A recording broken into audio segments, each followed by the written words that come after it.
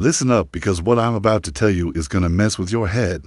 This is the story of Ryuto Kageyama, and I swear on everything, you've never heard anything like this before. So picture this: Tokyo 2019. Ryuto was 26, working as a graphic designer at some bougie advertising firm in Shibuya. Dude was talented as hell, pulling 16-hour days, barely sleeping, living off convenience store ramen and black coffee. But he had this fire in him, this hunger to make something of himself. Then she walked into his life, Akari Tanaka. Man, where do I even start? She was the new creative director, 5 years older than Ryuto, sophisticated, sharp as a knife, and gorgeous in a way that made grown men forget their own names. First day she showed up, Ryuto couldn't stop staring. She had this aura, this presence that just commanded the room. Within a month, they were working late nights together. Within 2 months, they were hooking up in his apartment after those late nights. And within 3 months, Ryuto was head over heels, completely gone for this woman. I've never felt like this before, he told me one night in a bar in Roppongi. We deep been boys since high school, and I could see it in his eyes. This wasn't just lust, wasn't just some office fling. Ryuto was in love, the real deal. Akari said all the right things too. You're different, Ryuto. You see me for who I really am. They'd spend weekends at her place, the sick penthouse in Meguro.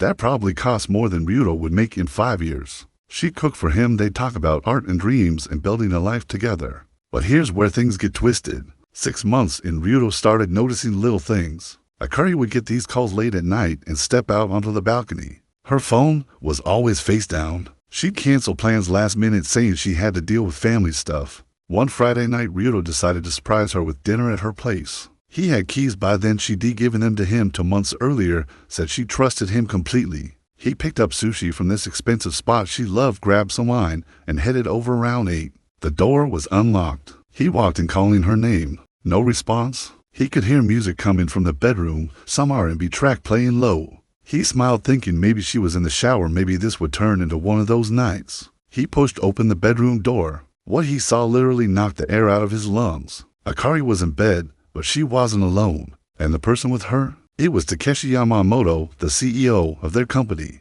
This 62-year-old married man with 3 kids and a wife who did charity work. This dude who gave speeches about integrity and family values at company meetings. But that's not even the worst part. When Akari saw Ryuto standing there, you know what she did? She didn't scream, didn't jump up, didn't even look ashamed. She smiled. This slow, cold smile that made Ryuto's blood turn to ice. Hey babe, she said, casual as hell, like he just caught her watching Netflix.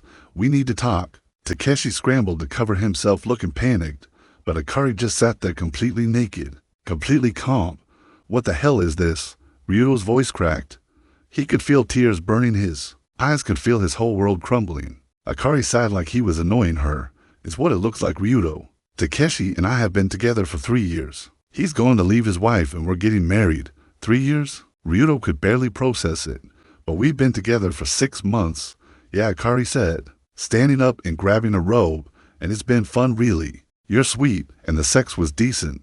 But come on, Ryuto, you're a junior designer living in a showbox apartment in Nakano. Takeshi can give me everything I want. Security, status. A real future. Every word was a knife. Ryuto just stood there frozen as Takeshi finally found his voice. Look, kid, the old man said, trying to sound authoritative, you're young. You'll get over this. But if you know what's good for you, you'll keep your mouth shut about what you saw here. I can make your career very difficult if you don't. Something in Ryuto snapped. Not into rage, into something colder, something calculated. He looked at both of them, then smiled. Yeah, okay, my bad. I'll let myself out. He walked out of that apartment, and I swear the Ryuto who walked out was not the same guy who walked in. He called me at midnight, his voice empty. I need your help with something. Now, I gotta tell you, Ryuto wasn't some criminal mastermind, but he was smart, creative, and suddenly very, very motivated. Over the next 3 months, he became someone I barely recognized. First, he started documenting everything. Every text message Akari had sent him where she talked about Takeshi's company finances stuff she shouldn't have been sharing, every voicemail, every photo. He was building a file. Then he started making moves at work. See, Ryuto was talented, but he'd always been too humble to push himself forward. Not anymore. He started pitching bold campaigns directly to clients, bypassing Akari and Takeshi altogether. And guess what? His ideas were brilliant. Clients loved him. But the real genius? He started dating Her name was Yuki Matsumoto, a junior account executive at a rival firm. She was 24, ambitious, beautiful, and completely genuine. At first, Ryuto was just using her to make Akari jealous to show he'd moved on. But something unexpected happened. He actually fell for her. Yuki wasn't like Akari. She didn't play games. She was kind of supportive, and when she said she cared about Ryuto, you could see it in her eyes. She believed in him, pushed him to take risks, to bet on himself. "You're too talented to be stuck in that company," she told him one night. "Start your own agency. I'll help you." And you know what? He did. For months after that nightmare in Akari's apartment, Ryuto quit his job. He started his own creative agency with Yuki as his business partner. They scraped together their savings, worked out of a cramped office in Ikebukuro, survived on passion and instant noodles. But here's where karma starts doing its thing. Remember those documents Ryuto had been collecting? He didn't go to the police, didn't go to the media. He went to Takeshi's wife. He showed Mrs. Yamamoto everything, the affair, the financial improprieties Akari had told him about, the company money Takeshi had been funneling to Akari's accounts. He gave her a complete dossier, like something out of a spy movie. Mrs. Yamamoto wasn't some naive housewife. She came from old money, and her family owned 30% of Takeshi's company. Within 2 weeks, she filed for divorce and called for a board meeting to review the CEO's conduct. Takeshi was finished. The board forced him out with no severance, his reputation destroyed. His wife took him for everything in the divorce. And Akari? Without her sugar daddy, without the penthouse and the lifestyle, she tried to crawl back to Ryuto. Showed up at his new office 6 months later, tears in her eyes, saying she'd made a mistake, that she really loved him, that she wanted another chance. Ryuto looked at her, this woman who shattered him, who used him like he was nothing and felt nothing. "I'm good," he said simply. "Yuki and I are engaged." The look on Akari's face was priceless. She thought she was irreplaceable, thought she could have her cake and eat it too. She gambled on Ryuto staying broken. She gambled wrong. But here is where this story takes its final twist, and I am telling you, you were not ready for this. 2 years later, Ryuto's agency had blown up. They landed major clients, expanded to a sick office in Shibuya, hired a team of 20. Ryuto and Yuki got married in a beautiful ceremony in Kyoto. Everything was perfect. Then one night, Ryuto came home from a business dinner and found Yuki sitting in the living room, her face pale. "We need to talk," she said. Those 4 words, the same words Akari had used. Ryuto's heart stopped. "What's wrong?" Yuki pulled out her phone, hands shaking. "I got a message today from someone claiming to be your ex-girlfriend. She sent pictures, videos, from when you two were together. Akari, even now, even after everything, she was trying to destroy him. She's threatening to leak them." Yuki continued, tears streaming down her face.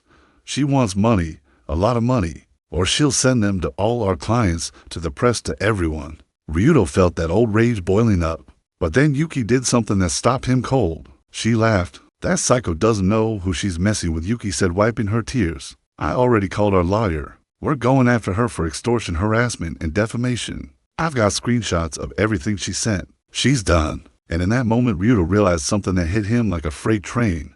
This was love. Real love. Not the desperate, intoxicating obsession he'd felt for Akari. Not the lust and games and manipulation. This was a partner who had his back, who fought alongside him, who didn't crumble when things got messy. They sued Akari into the ground. She tried to fight it, but she left a digital trail of evidence that buried her. She ended up with a criminal record, massive legal debt, and a restraining order. Last I heard, she was working retail somewhere in Osaka. Takeshi died of a heart attack about a year after his divorce. Alone, in a small apartment, all his money gone. And Ryuto? He's got 2 kids now, a thriving business, and a wife who's his true partner. They still work together every day, still push each other, still fight for their dreams. But here's the real ending, the part that keeps me up at night. Last month I met Ryuto for drinks. We were talking about old times, laughing about how far he'd come. Then he got quiet, staring into his whiskey. "You know what's crazy?" he said. "Sometimes I still think about her. About Akari." My stomach dropped. "Man, don't tell me nah like that," he interrupted. "I think about who I would have become if she hadn't betrayed me. If she'd actually loved me, if we'd stayed together. I would have been comfortable, probably would have stayed at that job forever, never taken any risks. I would have been safe." He looked at me with these intense eyes. "She destroyed me, but that destruction made me who I am. Made me find Yuki, made me build something real. So in a twisted way, her betrayal was the best thing that ever happened to me." He raised his glass to the people who break us, because sometimes we need to be broken to become whole. We clinked glasses, and I thought about what he'd said for weeks afterward. See, that's the thing about love, betrayal, and revenge. We think revenge is about destroying the person who hurt us. But real revenge is becoming so successful, so happy, so complete that their betrayal becomes irrelevant. It's turning your pain into power.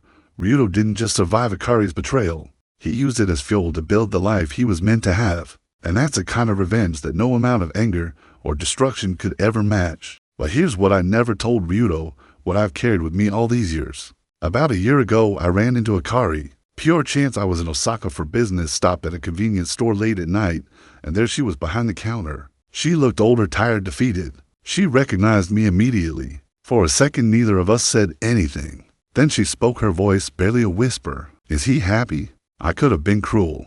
Could have rubbed it in. But looking at her, at what she become, I just felt empty. Yeah, I said. He really is. She nodded slowly, tears welling up. Good. That's good. As I walked out, she called after me. Tell him I'm sorry. Tell him I finally understand what I lost. I never told Ryuto. What would be the point? He'd moved on. He'd won.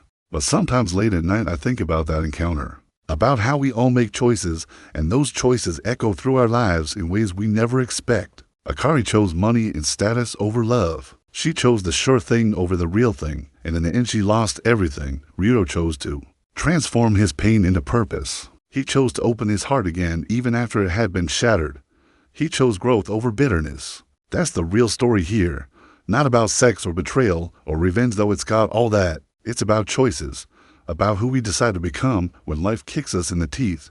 Ryuto Kageyama fought for love, real love, and he won. Not because he destroyed his enemies, but because he refused to let their betrayal define him. And maybe that's the most shocking ending of all.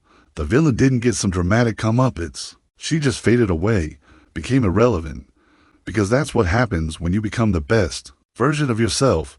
The people who tried to hold you back don't matter anymore. They become ghosts, echoes of a past you've outgrown. So yeah, that's the story of Ryuto Kageyama. A man who had his heart ripped out, his trust destroyed, his future stolen, and who built something better from the ashes. Last time I saw him, his daughter was running around his office while he and Yuki worked on a pitch together, laughing, arguing about design choices, completely in sync. He looked at me and grinned. You know what? I wouldn't change a damn thing, and I believe him. Because sometimes the worst thing that happens to us becomes the doorway to the best thing that ever could. That's the real fight for love. Not holding on to the wrong person, but having the courage to let them go and find the right one. Ryuto Kageyama unleashed his desires, but not the shallow ones Akari represented.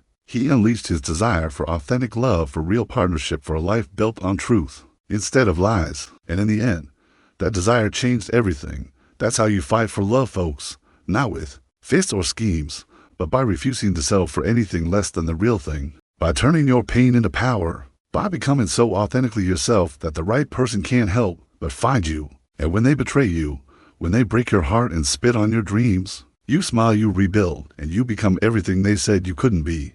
That's the real revenge. That's how Ryuto Kageyama won his fight for love. And damn if that isn't the most beautiful victory I've ever seen.